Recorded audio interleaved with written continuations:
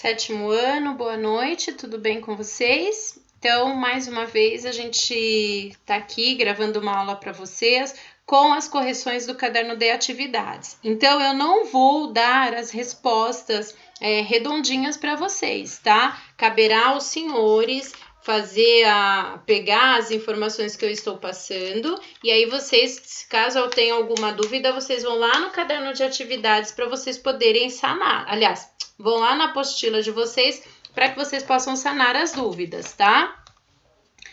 Bom, então vamos lá. Então, aqui a gente tem os conceitos e a primeira questão ele fala, observe a imagem a seguir. Essa imagem tá lá na página 43 da apostila de vocês, tá? Então, ele já dá toda a resposta. Se você já ler ali as informações, ele já vai dar para você toda a resposta que tem aí, tá bom? Então, é uma fotografia no local, foi tirada no Rio de Janeiro, em um local específico, e ele diz por que foi tirado. Então, vocês vão responder, justificar por que nesse local pode ocorrer a neve. Então, vocês vão precisar lembrar dos fatores climáticos, tá? Vocês vão precisar lembrar de maritimidade, de continentalidade, de altitude. Eu não sei se vocês se lembram o que a altitude interfere no clima. Então, é com base nessa informação da página 43 que vocês vão responder essa primeira questão, tá? Observe no mapa a localização das capitais brasileiras. Então, a gente tem aí as capitais, a gente tem as linhas imaginárias, então vocês já sabem que os lugares que estão próximos à linha do Equador estão numa latitude mais baixa, portanto são lugares mais quentes. Na medida em que eu me afasto da linha do Equador, essa temperatura vai diminuindo porque a latitude vai aumentando, tá? Então a gente tem aqui no Brasil, por exemplo, várias capitais que vão estar aí situados numa região de zona térmica tropical. Eu tenho outras capitais que estão localizadas em uma zona térmica temperada, tá? Então, a primeira questão fala aí para vocês, aliás, a questão 2 fala, né? Entre as capitais litorâneas, né, de Fortaleza, São Luís, Pará e Macapá, elas apresentam temperaturas médias anuais de 26 graus. Por outro lado, em Florianópolis e em Porto Alegre, as médias das temperaturas ficam em torno de 20 graus. Por que razão tem essa diferença de temperatura? Então, aqui é importante que vocês se lembrem que é por uma questão... Eu já expliquei para vocês agorinha, tá? Uma está mais próxima de alguma coisa, outra está mais distante de alguma coisa, e isso acaba interferindo porque a gente tem que lembrar das zonas térmicas, tá? Curitiba situa-se mais ao norte que Porto Alegre e Florianópolis. No entanto, Curitiba é mais frio, né? É a capital mais fria do Brasil. A média de temperatura oscila em torno de 17 graus, tá? Pesquise o motivo. Por que Curitiba é a capital mais fria do Brasil? O que tem lá, né? Será que ela é mais alta? Será que ela é mais baixa? O que será que tem em Curitiba que faz com que ela seja a capital mais fria do Brasil, tá bom? 4. Então, aqui a gente tem algumas informações. O Centro de Previsão de Tempo e Estudos Climáticos, CPTEC, do Instituto Nacional de Pesquisas Espaciais, INPE, apresentou essa previsão de temperaturas mínimas e máximas para o dia 4 de março de 2017, em 2 capitais brasileiras. Então, eu tenho Aracaju. Então, vamos olhar Aracaju aqui onde é que tá? Tô subindo aqui no mapa, tá? Aracaju, então a gente já vê aqui, ó, que Aracaju... Sergipe tá próximo do que aqui, ó? Do Oceano Atlântico, certo? A outra capital que ele dá pra gente é uma capital que tá dentro do continente, né? Então, eu tô longe do oceano. Tô lá na área continental. Aí, ele pergunta pra vocês, né? Então, a temperatura mínima de 24... A mínima em Aracaju e em Mato Grosso, em Cuiabá, 23 graus e a máxima 31 em 33, tá? Considerando que ambas as cidades estavam nessa data com o tempo aberto na maior parte do dia, qual foi a principal razão entre a diferença na variação de temperatura entre essas duas capitais? Assinale a alternativa que apresenta a principal razão e justifique a sua escolha. Então, será que é porque uma é mais alta que a outra? Será que uma está numa latitude diferente da outra? Vamos ver aqui, ó, a questão de latitude. Então, ó, Cuiabá e Aracaju estão um pouco acima. Será que é a latitude que vai interferir na temperatura? Será que é a questão da proximidade com o mar, que a gente já sabe que a água retém calor, portanto, os lugares mais próximos ao oceano são lugares onde eu tenho pouca amplitude térmica e os lugares mais continentais eu tenho maior amplitude térmica? Será que é uma influência de massa de ar polar? Será que é uma influência de corrente marítima? Enfim, vocês vão observar aí e dar a resposta de vocês e justificar, tá bom? Vão assinalar aí se é maritimidade, se é continentalidade, se é latitude, se é altitude e vão justificar, tá bom? Aqui ele pede para que vocês façam, na 5, para que vocês façam o cálculo da amplitude térmica.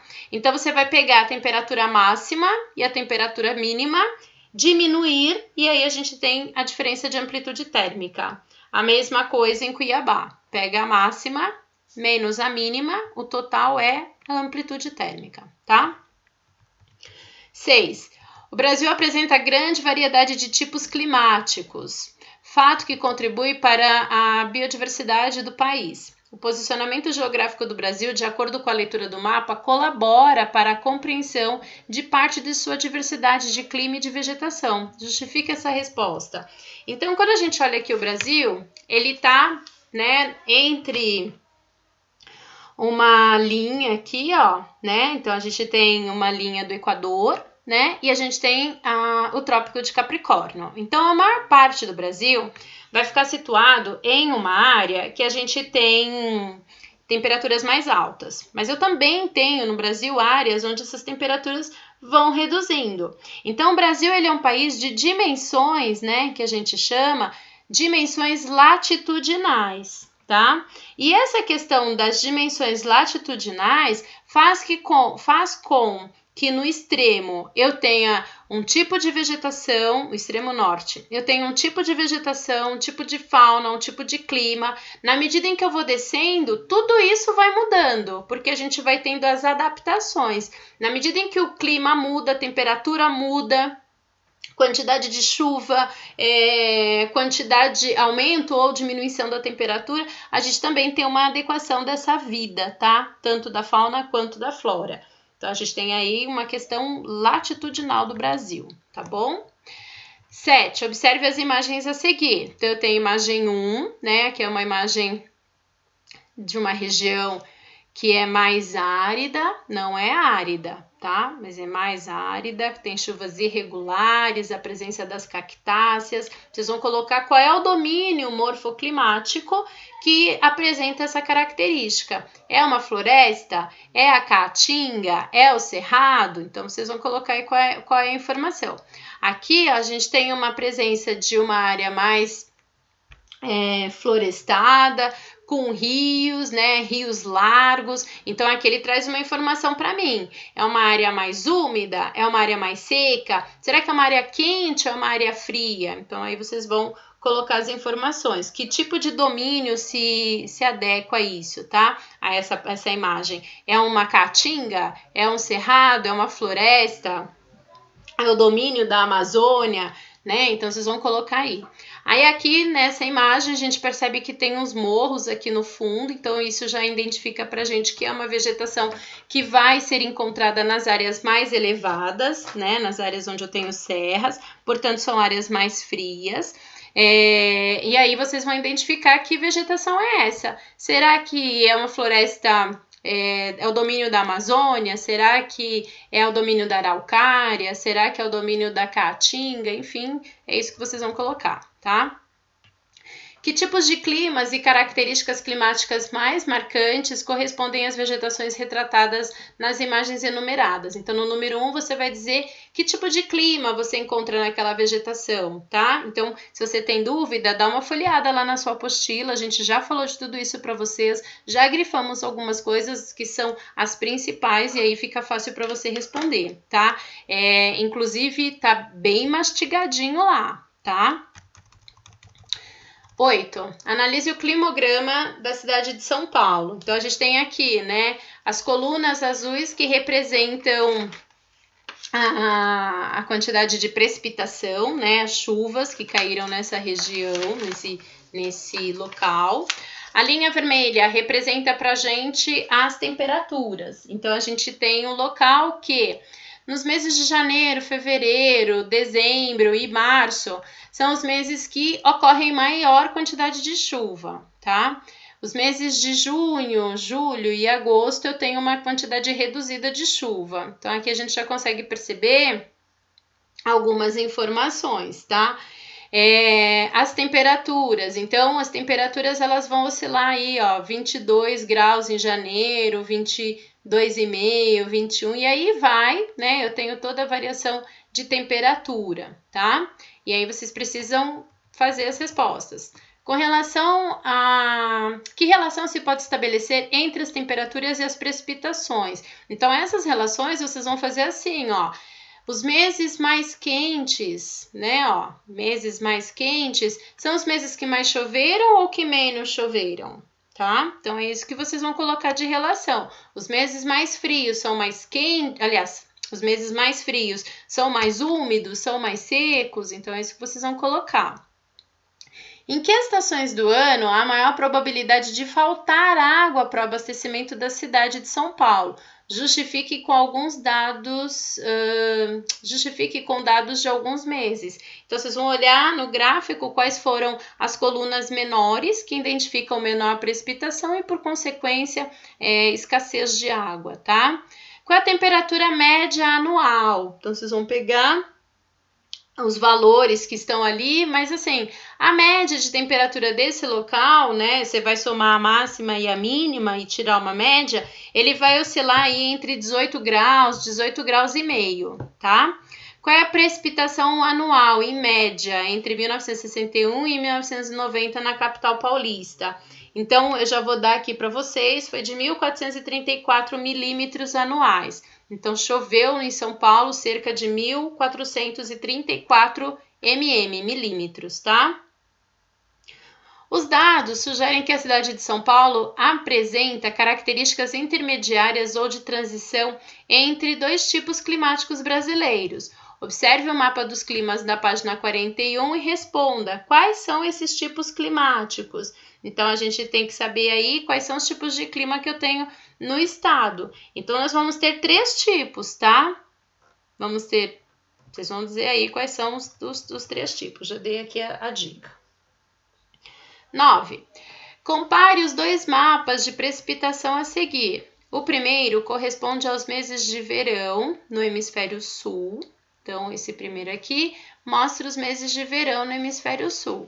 Então, a gente tem precipitação, temperatura mínima, temperatura máxima. A gente pode perceber, por exemplo, que nas precipitações, né, aqui, as áreas que são verdes são as áreas mais chuvosas, tá? São as áreas aí que eu tenho maior quantidade de precipitação, tá bom? Aí aqui a gente tem as precipitações no inverno, né? No mesmo país, no que fica aí no mesmo hemisfério.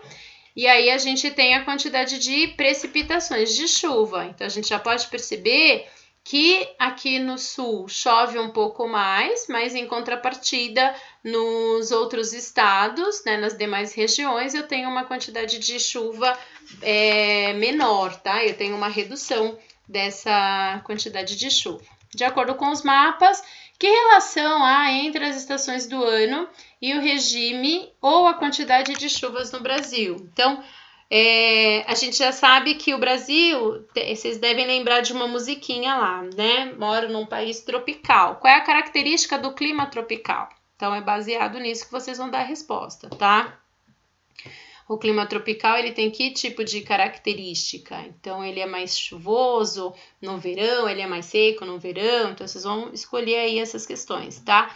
Colocando as exceções. Então, a gente tem, por exemplo, uma região no Brasil que eu tenho menos chuva, tá? Independente do ano, ela vai acontecer em menor quantidade. Então, essa região aqui, ó, infelizmente, eu tenho menos quantidade de precipitação, tá?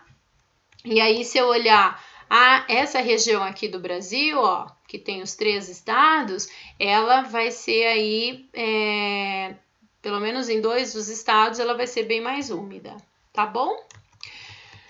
Leia o texto a seguir. Então, a gente tem 2 textos. O desmatamento é uma má notícia e a ciência não se cansa de nos alertar. Então, ele vai falando aí que as florestas, elas são parte vital do ciclo da água.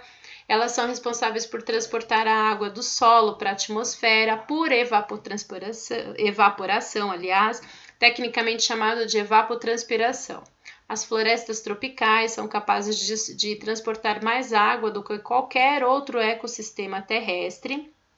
Essa umidade cai em forma de chuva, seja localmente ou em outras regiões. A evapotranspiração também tem um efeito resfriador no ambiente, assim como a transpiração humana. Então, aqui a gente tem uma informação. Amazônia. A Amazônia é quase mítica. Um verde e vasto mundo de águas e florestas, onde as copas das árvores imensas esconde o úmido nascimento.